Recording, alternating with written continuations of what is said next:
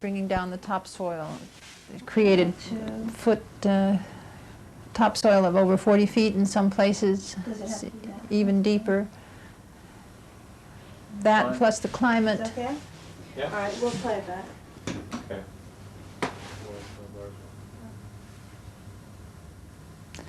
Santa Clara County is one of the richest counties, or valleys, in the entire world. We are known for an incredibly rich soil, very mild climate, which is ideal for the growing of almost any type of crop. And one of the reasons is the structure of the county. We have the coastal mountains running northeast, the Diablo Range, and then we have the mountains called the Santa Cruz Mountains, both of which provide a central drainage area in the middle of the valley. And over the centuries, the streams, the tremendous floods in the wintertime have brought down a very rich topsoil from the tops of the mountains. And in some areas, their topsoil has been measured beyond 40 feet, which is an incredible depth of richness when you consider that in some areas of the world, topsoil is only half an inch. So here we had, in great abundance, everything crucial to creating the richest conditions for agriculture.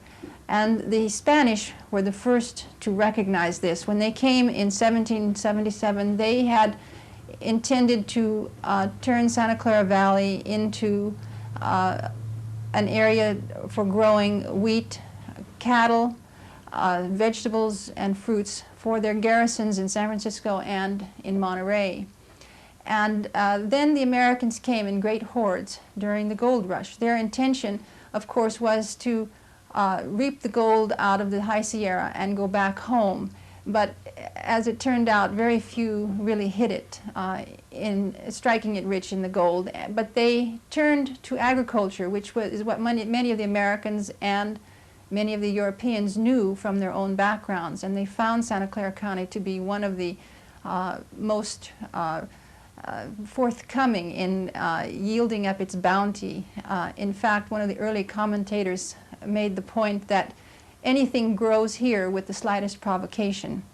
And indeed it did. The major crops in that post-gold rush era were grains, wheat being the primary one, barley and oats following, and also cattle growing.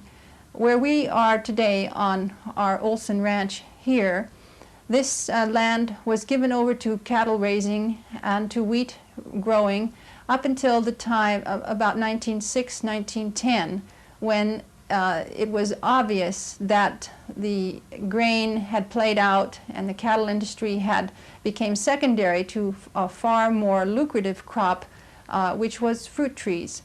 And here we had the ideal conditions for growing very delicate fruits, which require the very specific qualifications of perfect temperature, abundant water, and rich soil. The prunes that became the hallmark of Santa Clara County were introduced in the 1850s, and it was by the 1880s that it became obvious that we could grow them better than anywhere else in the world. By 1920, 1 out of 3 prunes in the whole of the world were grown here in our county.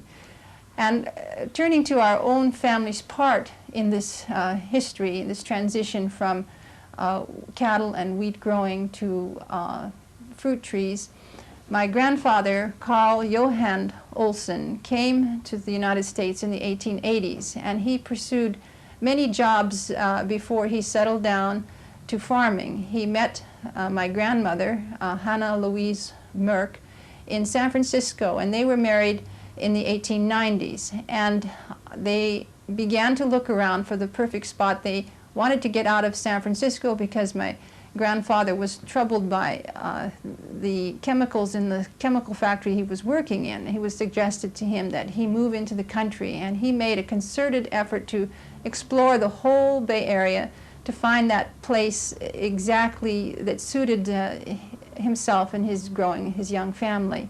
And at that time, Sunnyvale was not completely in existence. A real estate developer had bought 200 acres from the Murphy family, who had owned one of the ranchos here, and began to subdivide it. And this man, Crossman, had advertised the lots, the farming lots, at about $150 an acre. Now, if we go back in history, before the gold rush, you could buy land here for less than $1 an acre.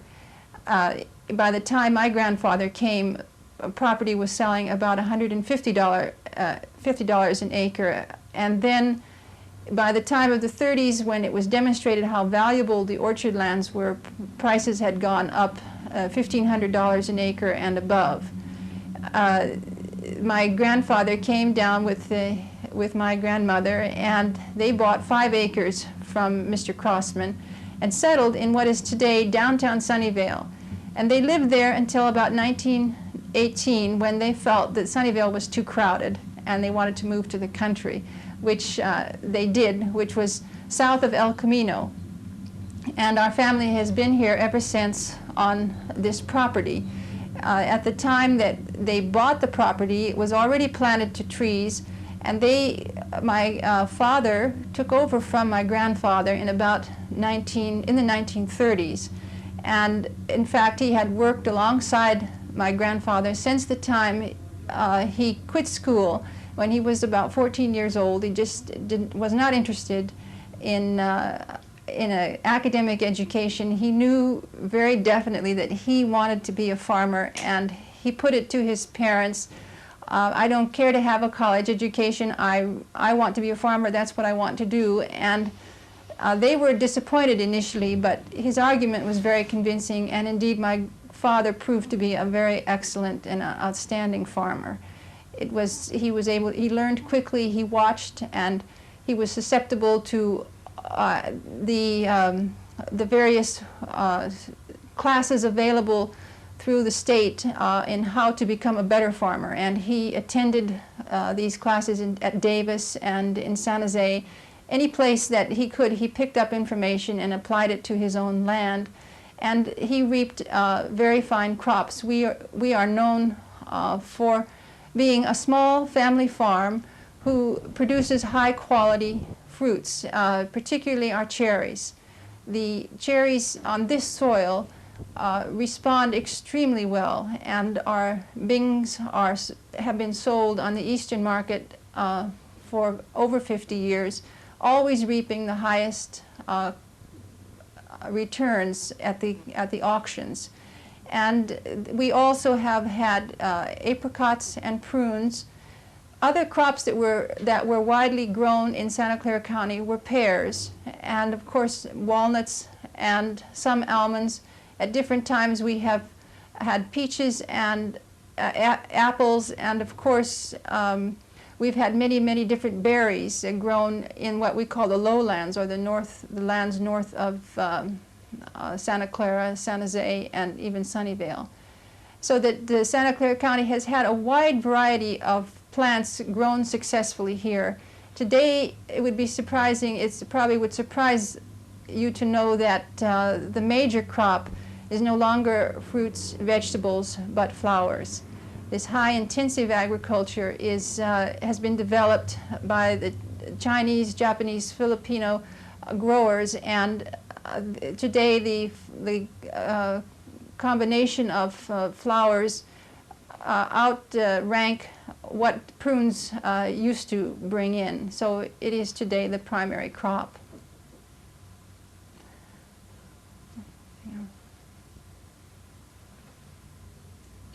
The children, and they decided to keep on farming. The farming itself was very good during the war. It helped quite a few farmers. In fact, the war years were very productive years, and established. That's fine, yeah. Okay. Well, now I'll have to go back, because I didn't know. I thought you were doing Go back where? play. I thought you were going to play that. There's no need. All right. We did that before. All right, now we'll start it. Okay. I'll wait till 4 on here.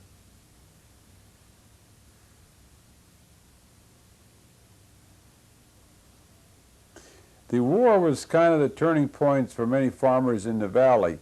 My father was very astute enough to see that the money was to be made, if there was any money to be made, it had to be made from farmer direct to the ultimate consumer, the purchaser. So he started his own packing company. And not only did he raise the fruit, but he packaged the fruit and shipped the fruit. So he cut out the middleman, which enabled him to survive better than other farmers. The war years saw the government buying a lot of commodities for the war use. So they bought a lot of prunes and apricots, etc., and therefore my father was able to take advantage of that situation. When the war ended, a lot of the farmers' sons came back from the war, and things had changed quite differently. A lot of people, servicemen, who had been in the area from the east during the war years, San Francisco, Monterey, liked the area so much that they stayed here. Some went back and brought their families out here, and they started their own businesses, many different types of businesses. And the farming kept on going. The prices of the product after the war dropped considerable, and there were some very lean years. The supply and demand factor is still the biggest factor of farming industry even today. If there is too much of a crop and not enough consumers, the prices are cheap. If there's a very short crop due to weather or whatever, then the price of the product goes up. And also, some of the different farmers had sold some of their land in this area to provide homes for people moving in, and went to other parts of the state, and they planted sometimes 3 and 4 and 5 times as many acres as they had planted here, so that they increased the amount of product on the market. In about 1955 in this area, when Lockheed came in and more or less turned the situation around in Sunnyvale, we went from strictly a farming community with a little bit of industry to the start of what is now known as Silicon Valley. And one by one, the farmers, seeing an opportunity to get money for their land, much more valuable as for apartments or for houses or industry, sold out, and many of them relocated in other parts of the state: San Joaquin Valley, Yuba County, Sutter County, Clear Lake, Healdsburg, all over the state. The farmers went, and they also, when they made this transition, of course, they planted much more acreage than they had here. So we never were at a loss for fruit. Even though the valley lost a lot of the apricots and the cherries and the prunes that were prevalent here, the acreage was planted in other parts of the state and enabled the consumer to still have plenty of product on the market. The growth of the impact, the growth and the impact on the farmers was getting stronger as the years in the 60s, as the canning prices were deflated, and then the farmers looked to selling to developers more and more. And I'd say from a period of 62 to 65, 70 to 75, the bulk of the land was sold in this area. A few farmers stayed on. The ones who had a direct-to-retailer business, some of the farmers are still here that had that type of business.